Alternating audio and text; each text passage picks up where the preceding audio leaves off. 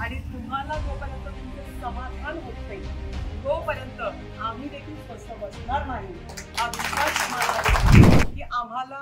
त्याच्यातून वगळलाय। परंतु मला असं वाटतं की कदाचित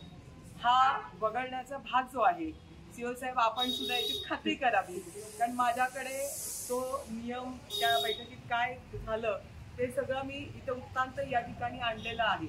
पहिलं 5ची मागणी आहे की 5 साला बंद झालं आणि म्हणून 5 पूर्वीच्या कर्मचाऱ्यांना जी जुनी पेन्शन योजना होती तीच नंतरच्या येणाऱ्या कर्मचाऱ्यांना ती लागू व्हायला पाहिजे, ती त्या पद्धतीने लागू होत नाही। आणि ज्या पद्धतीने असंघटित कामगार असतात त्या पद्धतीने यांना ट्रीटमेंट जर मिळत असेल तर ती खरोखरच निंदनीय आहे, ती काही कुणालाही भावणारी नाही आहे। कारण आमच्याही नात्यातले आमच्याही कुटुंबातली लोक त्याच्यामध्ये आहेत आणि नगर परिषदेतले असणारे हे सगळे आमचेच कुटुंबातले आहे असं समजून या ठिकाणी मी आपल्याला भेट द्यायला आलेली आहे। पण भेट देत असताना या ठिकाणी जेवढे म्हणून कायदे झाले तो पहिला कायदा जिथे बरखास्त करण्यात आला की 5 साली त्यावेळेला काँग्रेसचं सत्ता होती आणि काँग्रेसने ती बंद केली होती। 14 साली पुन्हा एकदा प्रयत्न झाला आणि 14 सालीच्या प्रयत्नामध्ये ज्या अटी शर्ती आल्या त्याच्यामध्ये नव्या आणि जुन्यामधला जो फरक आहे तो फरक यांना मान्य नव्हता की तो किंबहुना त्यांना पूर्णपणे समाधानकारक वाटला नाही, म्हणून तो 14चा देखील त्यांनी अमान्य केला। परंतु अमान्य करत असताना त्यांना अपेक्षा होत्या त्याच्यावर आत्ता आलेला शेवटचा जो आहे की ज्याच्यामध्ये असणारे आजचे राज्याचे मुख्यमंत्री एकनाथजी शिंदे साहेब, देवेंद्रजी फडणवीस आणि त्यामध्ये असणारे आपले अजित पवार या तिघांनी मिळून दोन्ही असणारे राज्याचे उपमुख्यमंत्री आणि मुख्यमंत्री यांनी जे 4 ऑगस्ट 24ला आत्ता जस्ट जो काढलेला सुधारित नियम आणि नियमावली ह्या पेन्शनसाठी आहे त्याच्यामध्ये सगळ्यांना सामावून घेतलं असं यांचं म्हणणं आहे, पण आम्हाला त्यात घेतलंच नाही असंच आपल्याला या ठिकाणी सीओ साहेबांनी देखील सांगितलं। म्हणून जर असं असेल मला त्याच्यामध्ये ते वाचन म्हणजे त्याचं मी सगळ्यांना पाठवते, तुमच्याकडे असलेली कदाचित किंवा तुमची जी ऑब्जेक्शन आहे त्याला धरून मी तुमच्या पाठीशी आहे। हे करून घेण्यामध्ये मी तुमच्या सोबतच आहे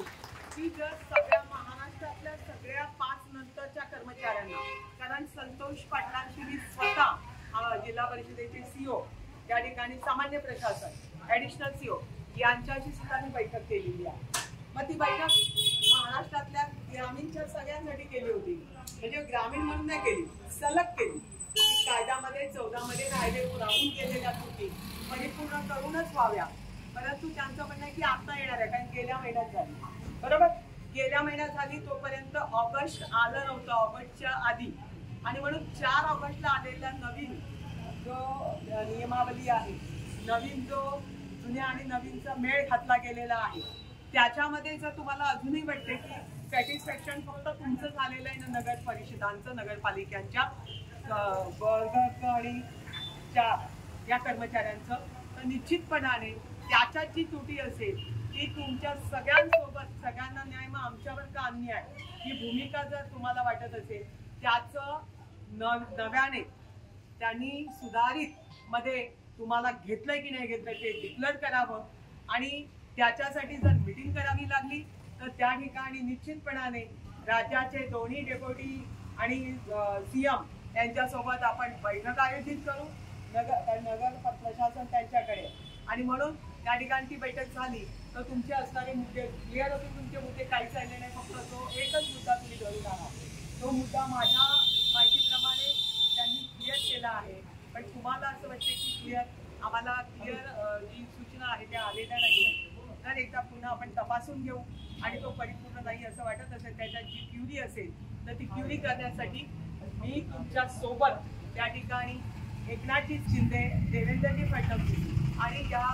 ठिकाणी पालकमंत्री अजितदादा पवार या सगळ्यांच्या सोबत एक बैठक लावण्यासाठी कटिबद्ध आहोत। आणि तुम्हाला जोपर्यंत तुमचं समाधान होत नाही तोपर्यंत आम्ही देखील स्वस्थ बसणार नाही हा विश्वास तुम्हाला देतो। आणि मला असं वाटतं की तुमचं समाधान होण्यासाठी तुम्ही जे उपोषण ठेवलेलं आहे ते उपोषण